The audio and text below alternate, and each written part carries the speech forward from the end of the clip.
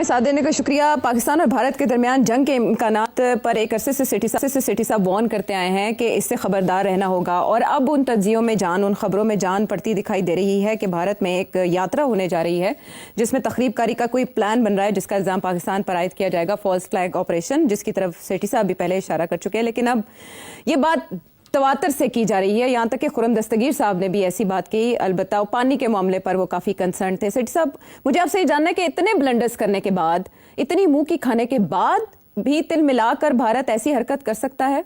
देखिए, मैंने जब ये हमला किया था और उसके बाद सीज फायर हुई थी, तो मैंने ये कहा था कि ये पॉज ही है, ये फिर कुछ ना कुछ करेंगे, बिकॉज ये राउंड हार गए हैं। और जैसे ही अभी तो ये कह रहे हैं कि जीत गए हैं, मगर जैसे आवाम उनकी जागेगी, उनको पता चलेगा, तो ये पता चल जाएगा कि ये हार गए हैं राउंड। तो फिर नरेंद्र मोदी के ऊपर प्रेशर होगा कि कुछ करे और करके दिखाए कि हम जीत के गए या हम तकड़े हैं। तो ये मेरा मौकफ था, मगर मेरा एक थोड़ा सा लॉन्ग टर्म पर्सपेक्टिव था जी। उसकी वजह ये थी कि इतनी जल्दी एक फैसला करना कि अब हमने एस्केलेट करना है, क्योंकि अब जो भी इंडिया करेगा वो एस्केलेशन होगी। जहां पहले छोड़ गए थे उससे आगे जाना पड़ेगा, न्यू नॉर्मल। वहां से नहीं, हाँ, न्यू नॉर्मल ये जो कह रहे हैं ना, न्यू नॉर्मल का भी एक हायर लेवल होगा, बिकॉज वो पुराना लेवल जो है वो तो पिट गया ना। अब कुछ और करना पड़ेगा जो कि ज्यादा हाई लेवल पे होगा, जिसे हम कहेंगे एस्केलेशन। और फिर काउंटर एस्केलेशन भी होगी। एस्केलेशन को काउंटर करने के लिए हमारी तरफ से भी देयर बी बिगर एस्केलेशन। तो इसको सोच समझ के करना पड़ेगा इंडिया को, मगर इंडिया चैन नहीं आएगा नरेंद्र मोदी को। और मैंने ये भी कहा था कि मुझे ऐसे लगता है कि कहीं ना कहीं इनको कोई ना कोई कुर्बानी देनी पड़ेगी, क्योंकि आवाम सर मांगेगी। और मेरा ये ख्याल था कि इनका जो फॉरेन मिनिस्टर साहब हैं, जयशंकर साहब, उनको फारग करना पड़ेगा किसी न किसी स्टेज पे, बिकॉज ये सारी फॉरेन पॉलिसी जो है डिवाइस की है, जो इसमें इनका बहुत बड़ा रोल है, और वो फेल हो रही है फॉरेन पॉलिसी, और काफी तनकीद उनके ऊपर हो रही है इनडायरेक्टली। वो आहिस्ता आहिस्ता बढ़ रही है, क्योंकि लोग जो नरेंद्र मोदी को नहीं अटैक करेंगे तो इनको अटैक करें। और अब मगर कब करेगा इंडिया और कैसे करेगा, that is those are the big issues. आज अब मैं देख रहा हूं कि पाकिस्तान के अंदर एक डिबेट शुरू हो गई है, एक व्यू पैदा होनी शुरू हो गई है कि हमें अब तैयारी करनी है, इंडिया ने कुछ करना ही करना है। और ऐसे लगता है जैसे कुछ लोग कह रहे हैं अगले 2-3 महीने के अंदर इंडिया ने कोई अटैक लॉन्च करनी है, और उसके लिए फिर हमें तैयारी करनी है। अब इसके जाहिर है कि इसके पीछे किसकी सोच है और क्या उसके मकासद है।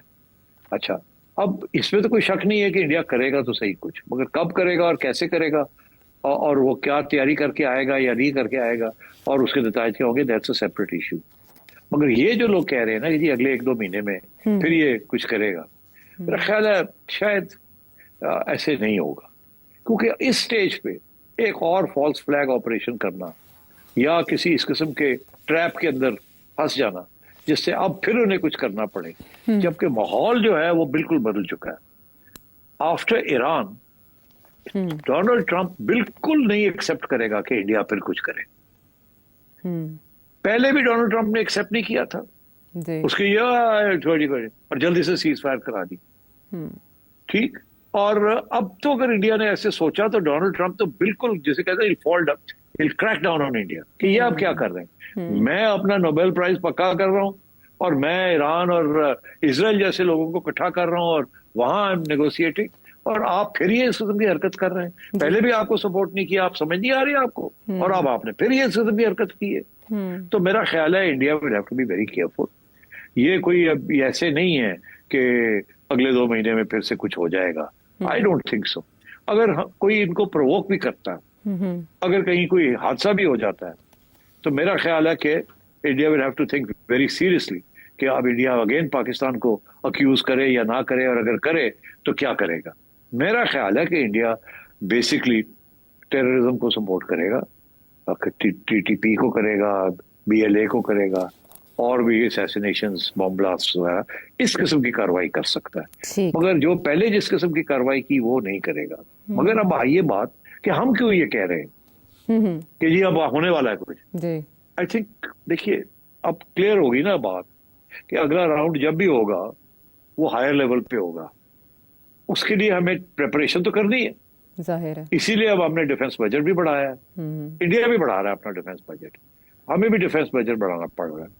और सूरत हाल ये है कि प्रिपरेशन तो करनी पड़ेगी ना। अब हमने F-35 के मुकाबले में हमने चाइनीज जहाज भी लेने हैं, स्टेल्थ बॉम्बर्स J-17 के जो लेटेस्ट एडिशन है उनकी 35 5th जनरेशन, और हमने अब अपनी स्ट्रैटेजी इसको भी फाइन ट्यून करना है कि अब इंडिया इधर से आ सकता है, इधर से आ सकता है, ये कर सकता है, ये कर सकता है। तो we also have to make plans. कल को इंडिया फॉर एग्जाम्पल कल को इंडिया उठ के मिसाइल मार देता है ऐसी जगह पे जहां के हम समझते हैं कि रेड लाइन जो है, देखिए ना लश्कर तैयबा के हेडक्वार्टर के ऊपर मारना रेड लाइन है मगर हल्की सी पिंक लाइन है, ठीक है। उसके साथ ये कुछ हुआ आपने देख ही लिया। नूर खान बेस के ऊपर एक दूर से एक मिसाइल गिर गई, it's a higher brighter red, मगर अगर इससे आगे वो बढ़ जाते हैं और जो उस किस्म की हरकत करते हैं जिस किस्म की हरकत इसराइल और अमेरिका ने मिलकर की है ईरान के खिलाफ, तो यू कैन रेस्ट एश्योर्ड कि ईरान से ज्यादा खतरनाक रिस्पॉन्स हमारा आएगा। ईरान के पास तो वो मिलिट्री हार्डवेयर नहीं है और नो हाउ नहीं है जो हमारे पास है जी। एंड सो देयरफॉर बहुत बड़ी मिसकैलकुलेशन होगी इंडिया की अगर इंडिया समझता है कि वो पाकिस्तान के साथ वो काम कर सकता है जो कि इजराइल ने और अमेरिका ने मिलकर ईरान के साथ किया। Can't. So I think there is no imminent danger कि इंडिया की तरफ से कोई ओवर्ट उस किस्म की कार्रवाई हो जिस किस्म की कार्रवाई ईरान के खिलाफ अमेरिका ने की है, और दूसरी किस्म की कार्रवाई हो सकती है। और ये कि जी ये जो इस वक्त एक फिजा बनाई जा रही है पाकिस्तान के अंदर कि जी इंडिया अटैक करेगा, आई डोंट थिंक ऐसी को बात है, बट ये जरूर है कि हमें अपने डिफेंस प्रिपरेडनेस जो है वो करनी है and we need money for that. मगर वो देखिए उसकी तैयारी तो अभी से होगी ना। आपने उसकी तैयारी जैसे आपने पहले तैयारी की थी टू कॉम्बैट द राफेल, अब भी आपको तैयारी करनी पड़ेगी ना टू कॉम्बैट देयर मिसाइल्स।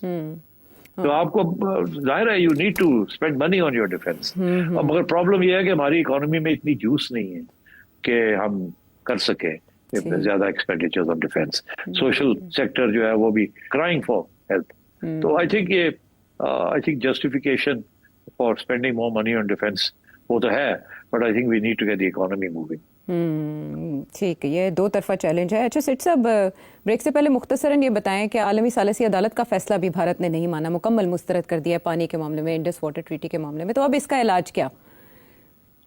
यार इसका भी कोई इलाज नहीं है इन दैट सेंस के इंडिया ने कहता है हम नहीं मानते, नहीं मानते तो फिर अब क्या कर सकते, फोर्स तो नहीं कर सकते। मगर होगा ये क्या, होगा ये